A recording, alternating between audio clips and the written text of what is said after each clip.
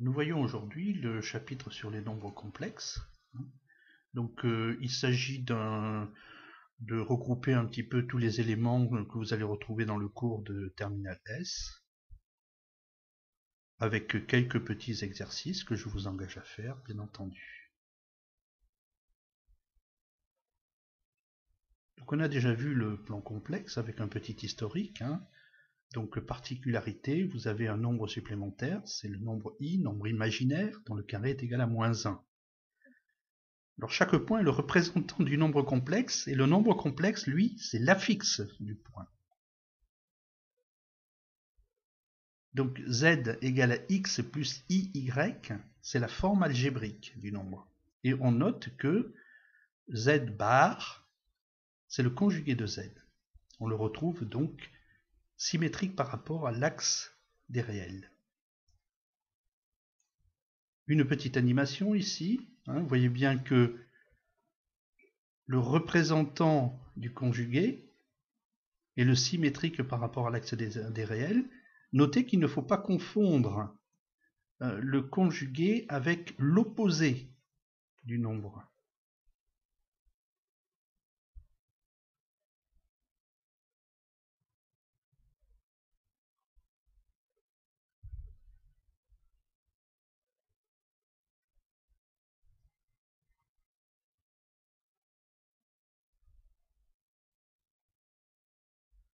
Donc on revient sur la forme algébrique. La partie réelle, donc c'est x, et la partie imaginaire y. Les opérations, alors important, on trouve les mêmes propriétés que pour des nombres quelconques. Et alors pour la somme et la soustraction, c'est très très facile, puisque les parties réelles sont les sommes des parties réelles. Pour le produit, c'est un peu plus compliqué, parce que évidemment, il faut tenir compte du fait que i au carré égale à -1.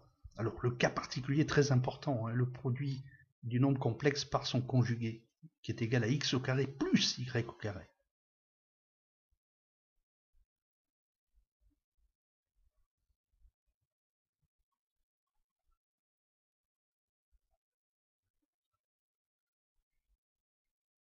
Alors, tous les nombres non nuls sont inversibles.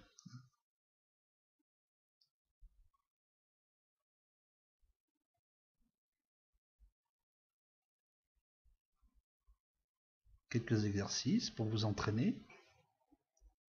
Alors, il faut mettre tous ces nombres-là sous la forme algébrique. Alors, deux notions nouvelles.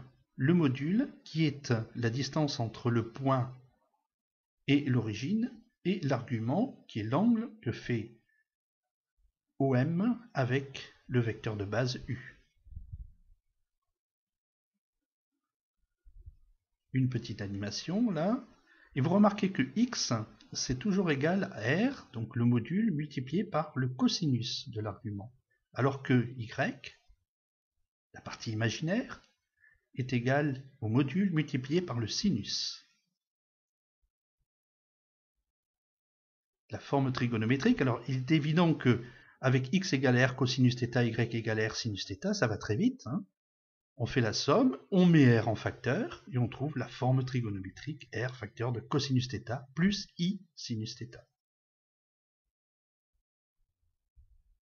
Une nouvelle forme, très importante, c'est la forme exponentielle. Alors elle paraît un peu bizarre comme ça, mais en fait on peut mettre le nombre complexe sous la forme le module multiplié par exponentielle de iθ. Ça paraît un peu bizarre, mais on va le justifier, vous allez voir. Effectivement, si on prend deux nombres complexes et si on fait le produit, eh bien on se rend compte, avec la formule de trigonométrie, que le module du produit, c'est le produit des modules, alors que l'argument, finalement, c'est la somme des arguments. Alors, ce qui marche pour le produit, évidemment, dans un sens, ça marche dans l'autre sens pour un quotient.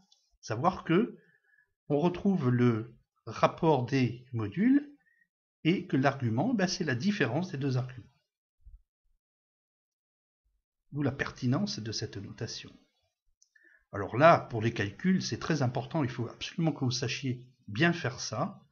passer de la forme algébrique à la forme exponentielle. On calcule d'abord le module, et ensuite on détermine l'argument. Bien entendu, on se sert du cercle trigonométrique indispensable. Alors, sur cet exemple, vous voyez que le module, c'est racine carrée de 2 au carré plus 2 au carré. C'est toujours plus, hein. Après ça, on trouve le cosinus, on trouve le sinus. Le cercle trigonométrique nous donne l'argument.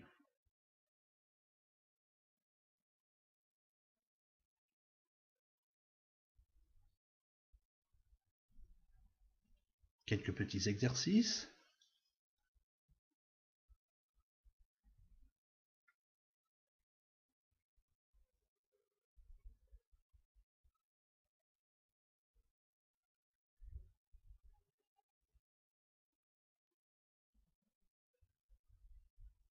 Les vecteurs maintenant, comme un point a une affixe, le vecteur lui aussi une affixe. L'affixe étant celle du point extrémité moins celle du point origine. Alors un rapport très important, parce qu'il nous donne beaucoup d'informations, à la fois sur le rapport des modules, mais aussi sur l'angle entre les vecteurs.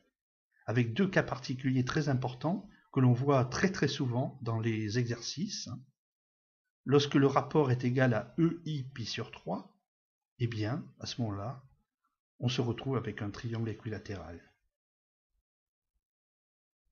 Et dans le deuxième cas, lorsque le rapport est égal à RI ou bien moins RI, ça prouve que l'angle est égal à plus ou moins pi sur 2, et dans ce cas-là, on se retrouve avec un triangle rectangle.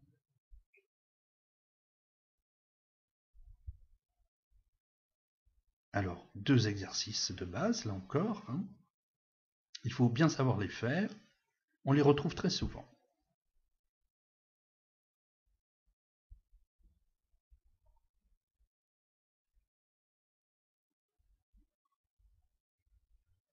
Le fameux cercle, donc autour duquel on trouve tous les nombres complexes, enfin tous les nombres principaux, dont le module est égal à 1.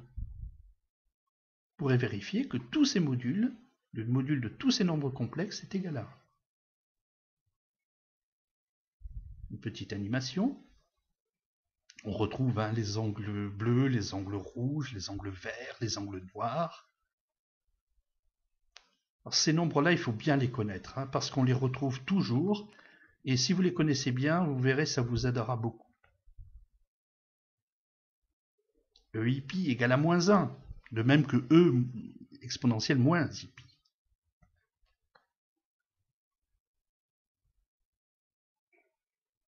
Exponentielle de moins IPi sur 2, c'est moins I, etc., etc.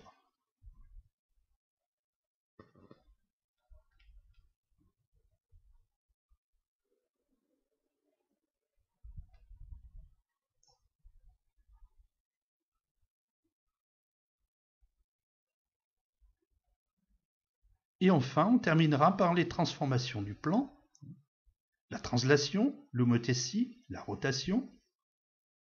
Alors, pour la translation, c'est très simple, bien entendu. Le point M' est l'image du point M, si et seulement si, bien entendu, le vecteur MM' égale au vecteur V, ce fameux vecteur de translation. Et de là, on déduit facilement une relation qui lie les affixes des points. Z' égale à Z plus l'affixe du vecteur V. Une petite animation, vous voyez que si je change le vecteur de translation, bien entendu, le point M' change.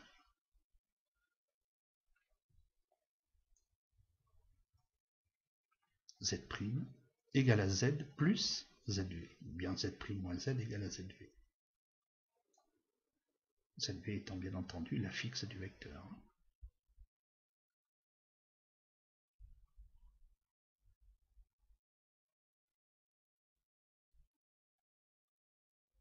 Alors pour l'homothétie, voilà, donc on part d'une formule géométrique et on en déduit une relation sur les affixes avec une petite animation. Remarque que si k est positif, le point M' rebondit sur H, vous voyez, alors que si k est négatif, hop, le point M' il passe au travers. Parce que k égale à 0, il s'écrase sur H. Et lorsque k est supérieur à 1, hop, il dépasse le point.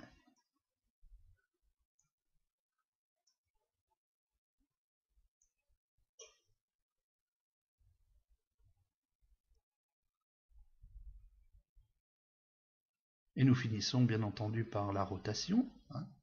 Très important, il y a deux choses dans une rotation. Les distances sont conservées, et ensuite, bien entendu, on a l'angle. Ce qui se traduit très facilement avec les nombres complexes, avec ce fameux rapport.